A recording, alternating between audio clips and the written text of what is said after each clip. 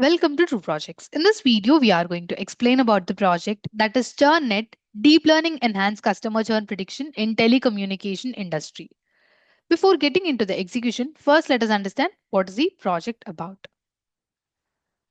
In everyday life, many of us have faced a situation that is we get frustrated of dealing with the service that doesn't meet our needs. Whether it is frequent disruptions in internet service, it may be slower customer support or a lack of attractive offers. Dissatisfaction builds up over the time. Eventually, many customers start looking for better alternatives. With so many options available, switching to a competitor becomes an easy choice. This is a significant challenge for companies in the telecom industry, that is TCI. When customer churn, meaning they leave for a competitor, it directly impacts the company's revenue and also the brand value. In a market where switching providers are simple, retaining customers becomes more difficult. Churn doesn't happen overnight. It often results from long-term dissatisfaction. So it it lies from long-term dissatisfaction, which is why service providers must address customer concerns early to keep their clients happy and also loyal. So when it comes to predicting customer churn, traditional machine learning models have challenges. So we do have some machine learning models which were used for customer churn, but they had limitations. These models they often struggle to capture the complexities of customer behavior. For example, predicting why a customer might switch services isn't available. It isn't always straightforward. It can depend on many different factors, and these factors don't always follow a clear linear path. Plus, these models usually require a lot of manual effort to select the right features from the data, which takes time and can introduce bias. On top of that, even with all this effort, they still don't prioritize the most important features effectively, especially when dealing with the large amount of data. For telecom companies, that is telecommunication companies, this means the traditional approaches might not be the best solution. They need more advanced models that can dig deeper, automatically identify key features, and predict churn more accurately. This would help them make better decisions about how to keep customers satisfied and reduce the risk of losing them to competitors. So, to overcome all these issues, this project has designed ChurnNet, which is a deep learning model. So, this is an advanced deep learning model designed to predict customer churn in telecommunication industry. So, this integrates 1D convolutional layer with key components that are residual blocks, squeeze and excitation blocks, and also the spatial attention module to enhance its predictive power. And the 1D convolutional layer allows the model to effectively process and learn from the complex customer data, and coming to residual blocks, it addresses the problem of vanishing gradient. So this ensures that smooth training for deeper networks. This makes ChurnNet more effective in handling large and intricate data sets. And coming to squeeze and excitation blocks, this helps the model to capture internal inter-channel dependencies, improving its ability to focus on the most relevant features. Meanwhile, the spatial attention module works to highlight the intra-channel relationships, allowing the model to prioritize critical features that are key to identifying potential churners. By combining these advanced techniques, ChurnNet provides the telecommunication companies with a more accurate and efficient tool for predicting customer churn and developing strategies to improve the customer retention. And to address the issue of class imbalance, this project incorporates three techniques, that is the SMOTE, SMOTIN, and SMOTMIC. Here, SMOTIN has delivered the best performance by balancing the classes and reducing the noise. And the ChurnNet is evaluated on the telecom dataset, showing its robustness in handling customer churn prediction even with the class imbalance, demonstrating its effectiveness. Moving on to the extension part, to further improve the accuracy, we have incorporated CNN 2D algorithm where the data has been balanced using SMOTIN technique. So it has been built with the SMOTIN data balancing technique. The CNN 2D model is great because it uses multiple neurons to analyze the data from different angles, helping to extract the most important features for churn prediction. This approach can lead to better accuracy as it gets a better identifying patterns in the data. On top of that, here we have developed front-end using Flash framework. This allows users to interact with the model, giving them its ability to test out, To keep things secure, here we have incorporated user authentication that is included. This makes sure that only authorized individuals can access the system. This way, only the model not only becomes more accurate but also accessible for secure users. Secure for users. And coming to the part of implementation, we have followed the steps in the which are mentioned in the flow of work. So let's understand the steps. First, we have began begin by importing the necessary libraries, packages that are required for data manipulation, visualization, and also building. Then comes the exploring part, exploring the data set. So here we load the telecom data and explore to understand its structure, features, and identify any issues that need addressing. Then we do visualization. We use visualization techniques and then gain insights into the data and uncover patterns and trends. Then, based on visualization and the insights that we have gained from data exploration part, we do data pre-processing. Here we remove duplicate data. That means we identify and remove any duplicate records to ensure that the data is clean and consistent.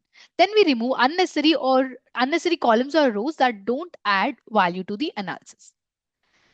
Then we convert all the categorical variables into numerical labels, enabling models to process these features. Then comes the data standardization part here. We standardize the data to bring all features to a similar scale, improving models' performance and training ability. After that, we separate features as X and the target variable as Y needed for training the model. And we have addressed the class imbalance using three different techniques. So we have used smooth technique, we have addressed the class imbalance, and then we trained all the algorithms on this technique. Similarly, Smootine and SmoothMech. Then we split the data into train and test sets. Train set is used to train the model and validation set is used to validate the model. That is how well the training model has been evaluating, how well the training model is predicting the churn. Moving to building the model, here we initiate the model, we design and implement different machine learning models to predict the customer churn.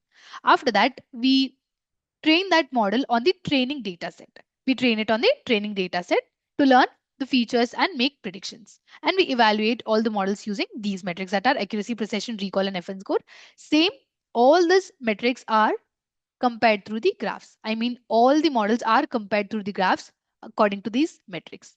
Coming to the part of front end, here Flask framework has been used. A web interface using Flask has been used for developing the front end. And here we have integrated registration and login system with SQLite database, which supports for secure user access.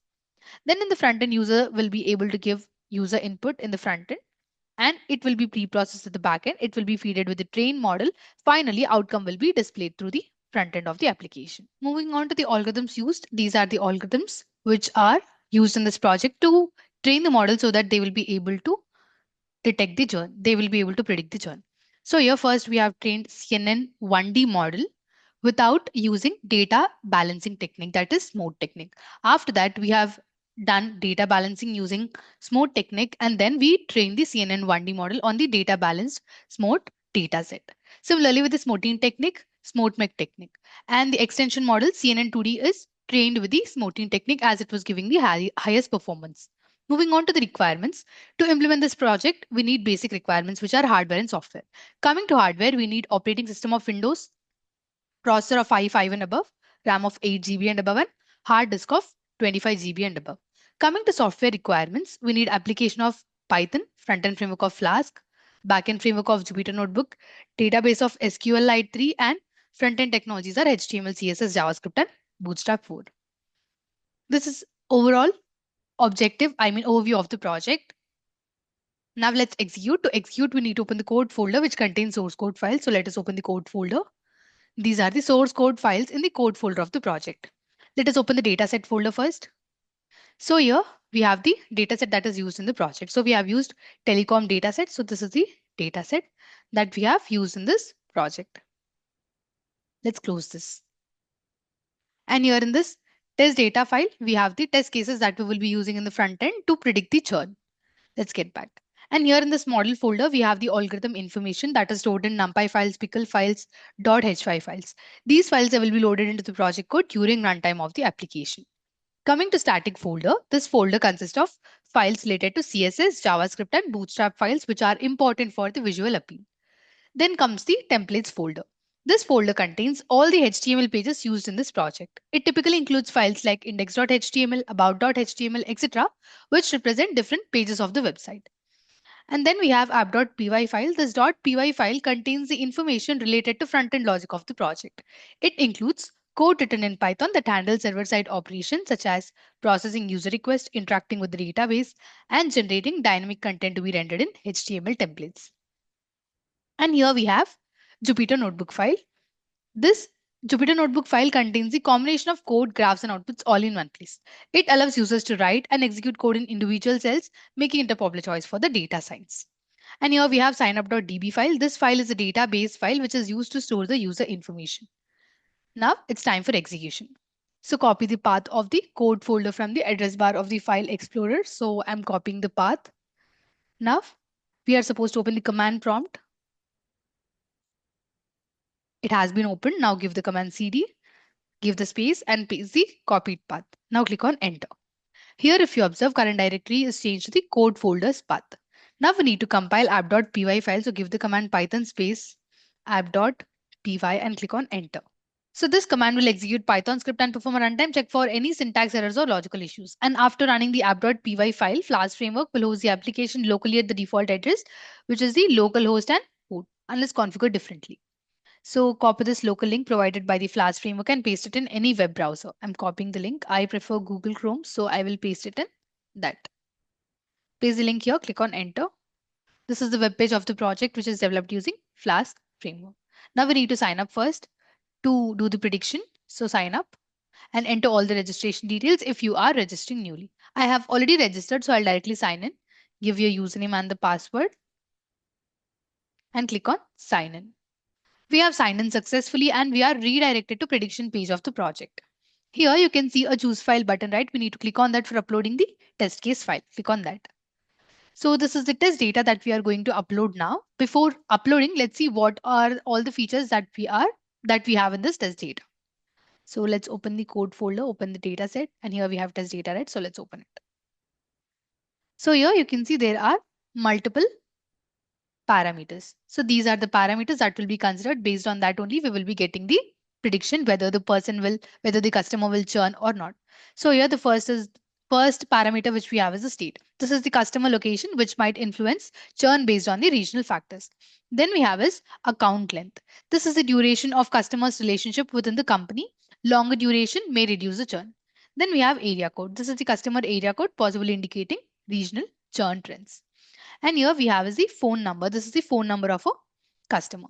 Then we have is the international plan. Here, this indicates if the customer has an international calling plan after using a churn. Then we have voicemail. Voicemail plan, this whether the customer has voicemail. This could indicate service satisfaction. Then we have is the number vmail messages. So this is the number of voicemail messages showing the customer engagement. Then we have is the total day minutes. This is the total daytime call minutes. High usage may indicate, high usage may reduce churn. Then we have is the total day calls. So this is the total number of calls during the day, indicating the engagement. Then we have total day charge. This is the total challenges offered daytime calls reflecting spending patterns. Then we have total evening minutes. So this is the total evening minutes, that is total evening call minutes reflecting the overall usage. Then we have total evening calls. So these are the total evening calls made, providing further usage insights. I have repeated it. So this is the total evening call minutes and this is the total evening calls that have been made. And here we have total evening charge. So these are the charges for evening calls indicating customer spending. Then here we have total night minutes. So these are the total nighttime call minutes showing of the peak usage. And next we have is the total nighttime calls. So this represents total nighttime calls providing insights into the customer habits. Then we have total nighttime charge. So this is the charges for nighttime calls showing how much customers spent at night. Then we have is the total intel minutes. So it is the total international call minutes indicating need for international services. Then we have total international calls. So these are the total international calls reflecting global call usage. And then we have total international charges. So these are the charges for international calls showing the customer's international spending. And the last one we have is the customer service calls. So you have is the customer service calls. These are the number of calls to customer service. High numbers can indicate dissatisfaction. So this is about the parameters. Now let's enter them. Let's upload this file. Let's get back to the application. Click on open and now click on upload. So here we got the prediction. This given input is pre-processed at the backend and then fed to the trained model. And then we got the output. So this is the test data that we have uploaded. This is one case. This is the second case. So similarly, we do have all the cases. So for the first case here, we got the prediction that the customer will churn. That means he will terminate the company. Similarly, for the next case here, it has churn. That means the customer will leave the company and shift to the other company. So here he is predicted as churned customer. Then for the next case here we have as non-churn. That means he will retain in the company and he will take their company services. Similarly, for all the other cases, it has predicted whether if it is churn, it has predicted as churn. If it is non-churn case, it has predicted as non-churn. Now let's click on graph. Click on graph. So here the first graph which we have is a confusion matrix of the extension model, that is CNN 2D using SMOTE. Here on x-axis we have predicted class and on y-axis we have actual classes. And this is the accuracy score comparison graph. Here on x-axis we have accuracy score and on y-axis we have all the algorithm names. And these are the algorithms trained on the data set, that is telecom data set, to predict the customer churn. If you observe, extension has the highest accuracy. Moving on, precision. This is the precision score comparison graph. This is the recall score and this is the FN score comparison graph. Now click on sign out. So this is all about the project. Thank you for watching video. For more projects please visit our website www.trueprojects.in.